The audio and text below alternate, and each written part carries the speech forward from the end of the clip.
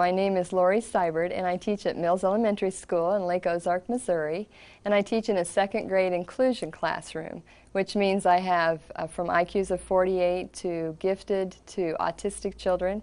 And I enjoy teaching in this district because it allows me to expand on computer skills and hands-on teaching and incorporate many, many things in that respect. Well, we started this activity on dinosaurs because of the story that we read in our basal reader called Whatever Happened to Patrick's Dinosaurs. And the kids have an instant love for dinosaurs, so it's real easy to get them interested in dinosaurs.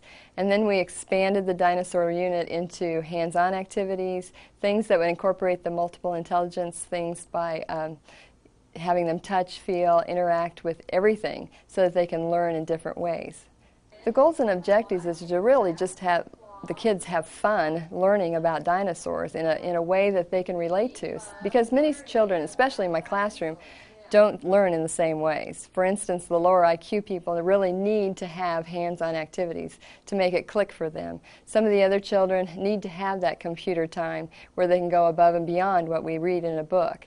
And many children, reading is very difficult for them. So unless it becomes theirs, you know, they actually own what they've written, then they can't relate to it either. So we've tried to incorporate all of these things by, you know, eating and touching and feeling every aspect of dinosaurs so that they can easily learn something new about dinosaurs. Most of the assessment is by observation. Of course, we do have someone when they finish their final story about dinosaurs on the PowerPoint. You can assess how well they've listened when they're called up to do the next PowerPoint slide. When they write their invitations, how well they've listened to information about dinosaurs and times that are given. When they write in their journals about dinosaurs, where they get those facts down and they're actually true, and that's something that we've talked about. So a lot of it's through the written form or through observation of what they're doing, how they're interacting with each other. Like when we do the Venn diagrams and they're working as a group, how well do they comprehend the different categories that dinosaurs can be put into? And so they talk amongst themselves, and you can assess who's listened, who's not, and things of that nature.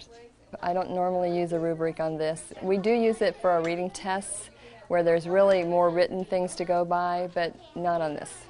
Well, normally what we've done for our reading series is it's in a set of 6 different outlines for topics, and this one is in the 5th topic that we talk about, and it easily ties into our next unit on farm animals.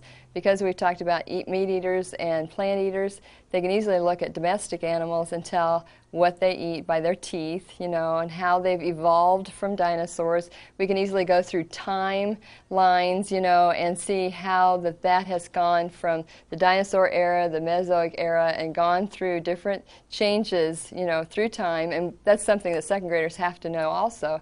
So it all kind of fits in together, and we can just keep going through and talk about jungle animals, domestic animals, and so forth. They are reenacting it. We did it about a month ago because it is a 3-week study on dinosaurs, so it's very difficult to do it all in one day's time for the taping. But what you noticed it's taking with the PowerPoint story, maybe a day's time, really took us about a week's time to write everything, to download the pictures from the internet, to put our digital camera pictures in, and then to create the final background and the writing so that everything just fit together. Well, the kids absolutely love it when we do the dinosaur eggs, and because it looks so much like the one that we see on the internet, you know, and it's just like, wow, you know. And then also the plaster of Paris, having the actual footprint that another teacher had found at a state park is another aha. But their learning is so much more improved in their writing because they actually are so involved in the learning, you know, in different respects, you know, through the internet, through the books that we've read, through the videos. They become so involved that they just have so much more ownership of what they're doing. And so that, in that respect, the activity has just blossomed as far as what they learn. It's just given them so much more. I felt the kids could easily get involved with it because they love dinosaurs and they already know something about dinosaurs and they've seen things about dinosaurs. And so it was a real easy activity to pull things in that would interest the students. I feel like one of the many components that were highlighted in our program was the one on principles of learning, because dinosaurs are active learning, and they get real involved with them. And so it's enjoyable for the children. They are easy and eager to learn more about dinosaurs. But another one that I felt like that was very good was democracy. I don't know that if you noticed that during the taping how many times the children had to work together to solve a problem. Like when we used the calculators to measure their weight and their height, they were working together, helping each other out. What number do I put first? You know, where's the divide sign? When we worked together with the Venn diagrams, they were working in bigger groups, and they had to decide how they were going to categorize those dinosaurs. And when we do the actual 3-week unit, we don't just do one way. I have them look at them many different ways. You know, how do their ears look? Do they have ears? Do they have toenails? Do they have claws?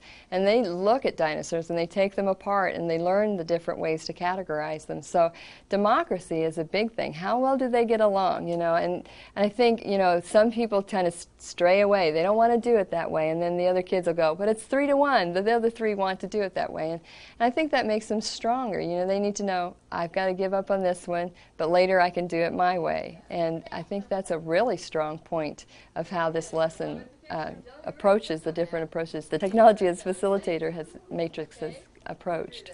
One of the others that I noticed is information processing, because searching the internet, searching books and things about dinosaur facts, bringing in dinosaur fossils, footprints, things like that, just allows them to see that you can find information in different ways. And so they already knew things, that the pre-search had already been done. I mean, that seed's already been there.